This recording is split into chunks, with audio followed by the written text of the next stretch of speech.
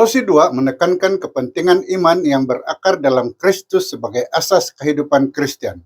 Paulus mengingatkan jemaat supaya teguh dalam iman, berpegang kepada ajaran Alkitab, dan tidak terpedaya oleh falsafah manusia atau ajaran palsu. Melalui salib, Kristus memasukkan hukum upacara dan memberikan pengampunan dosa, kehidupan baru, serta kemenangan atas kuasa kejahatan. Orang percaya dipanggil untuk hidup teratur, berakar kukuh, dan menghasilkan buah rohani bagi kerajaan Tuhan, berpandu sepenuhnya oleh hikmat dan kebenaran firman Tuhan.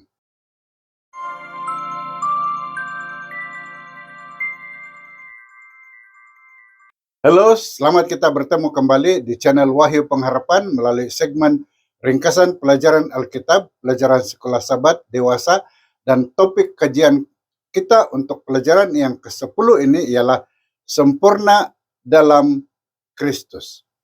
Ayat hafalan kita diambil dari Kolose 2 ayat 16 yang berbunyi, oleh itu, janganlah sesiapa pun menghakimi kamu tentang makanan atau minuman, hari raya, bulan baru, atau hari Sabat. Iman kepada Yesus membawa pengampunan, membawa penghiburan, dan kebijaksanaan sejati.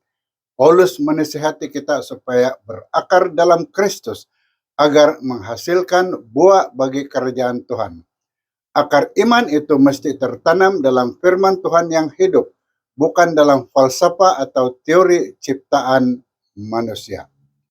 Topik pertama dalam kajian kita kali ini ialah kebijaksanaan dan pengetahuan Tuhan.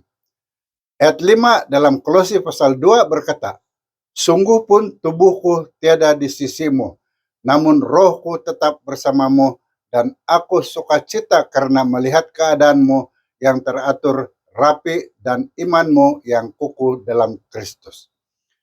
Walaupun Paulus tidak mengenali jemaat di Kolose secara pribadi, hatinya tetap peduli karena dia menyadari mereka sedang terancam oleh ajaran palsu. Demi menghadapi bahaya itu, dia menulis dengan tujuan yang jelas untuk menguatkan hati mereka, mempersatukan mereka dalam kasih, dan memperkaya pemahaman mereka agar mereka benar-benar mengenal misteri Tuhan, yaitu Yesus Kristus. Sebelum menegur ajaran palsu, Paulus memuji jemaat karena ketertiban dan keteguhan iman mereka.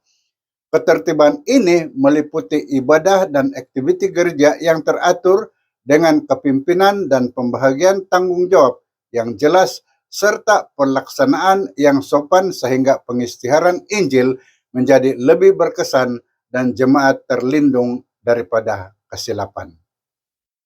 Topik seterusnya ialah berakar dan bertumbuh dalam Kristus. Dari Kolose 2 ayat 7 kita baca, berasas dan terbina dalamnya, serta bertapak teguh dalam iman, sebagaimana kamu telah diajar penuh melimpah dengan kesyukuran.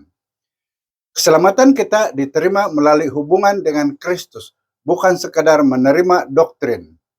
Walaupun ajaran tetap penting, Paulus menggesa kita berjalan di dalam Kristus seperti yang telah diajarkan kepadamu semasa kita hidup, dan berakar dalamnya kita menjadi tanaman Tuhan, berpaut pada Yesus dan ajarannya agar dia dimuliakan.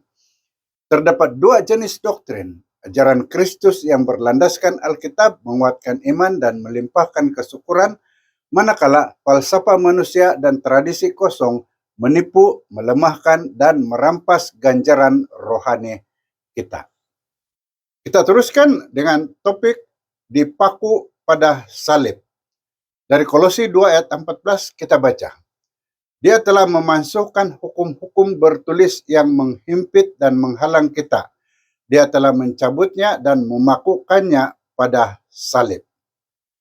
Abraham mengesahkan perjanjiannya dengan Tuhan melalui sunat. Tetapi di dalam Kristus perjanjian itu disahkan melalui pembaptisan yang disebut sunat Kristus, menandakan bahwa sunat fisikal tidak lagi diperlukan. Paulus kemudian menegaskan karya penebusan Yesus di kayu salib. Dia memberikan kehidupan baru, mengampuni dosa, membatalkan tuduhan hutang yang sah terhadap kita, dan mengalahkan kuasa-kuasa kejahatan.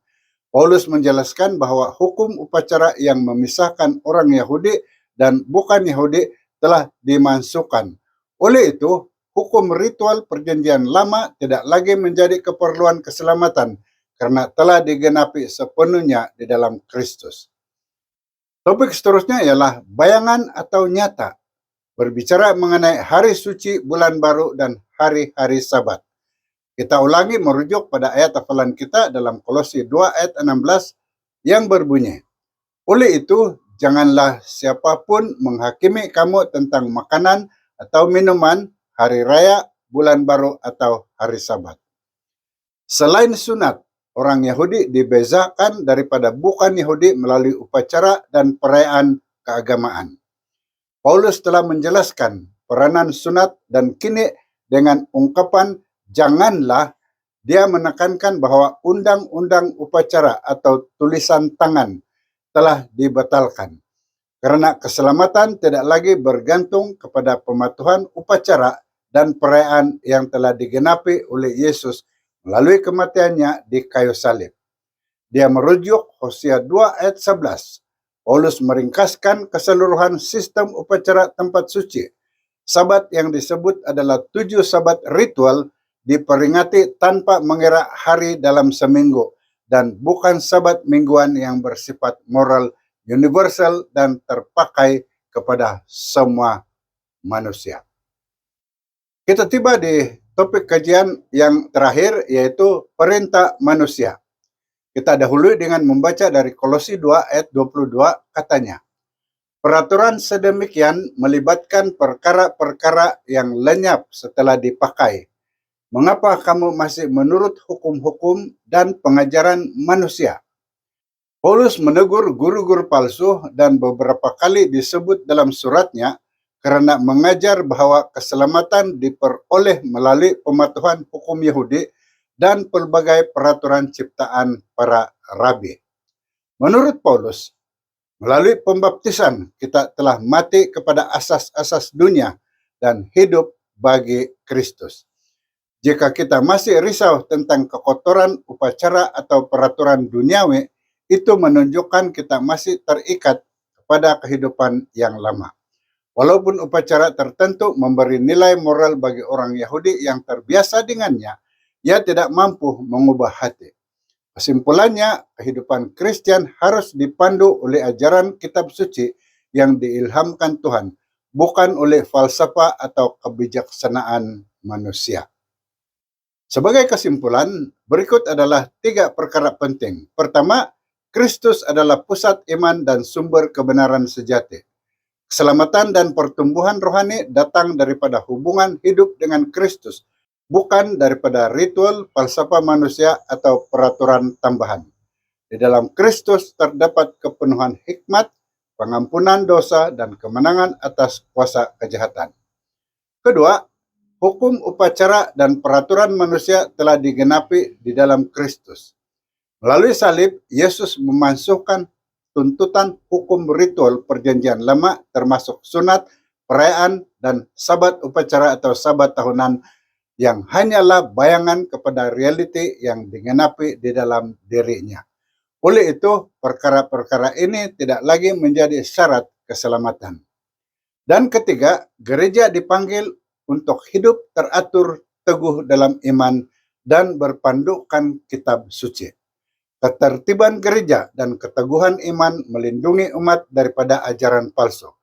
Orang percaya harus berakar dalam ajaran Alkitab yang diilhamkan Tuhan, bukan tunduk kepada falsafah, tradisi, atau perintah manusia yang tidak mampu mengubah hati.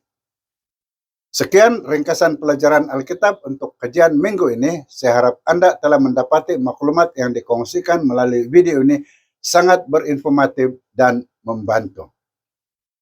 Pastikan Anda sudah tekan like dan share video ini, serta subscribe pada channel ini, dan tekan lonceng notification agar Anda tidak terlepas menonton video yang akan dimuatkan nanti. Dan jika Anda ada pertanyaan atau pandangan yang ingin dikongsikan, sila luangkan masa untuk meninggalkan komen di bahagian komen di bawah ini atau hantar ke nomor yang tertera.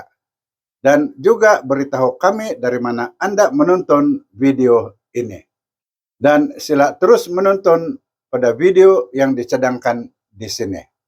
Terima kasih karena menonton dan jumpa lagi di video akan datang. Tuhan memberkati Anda.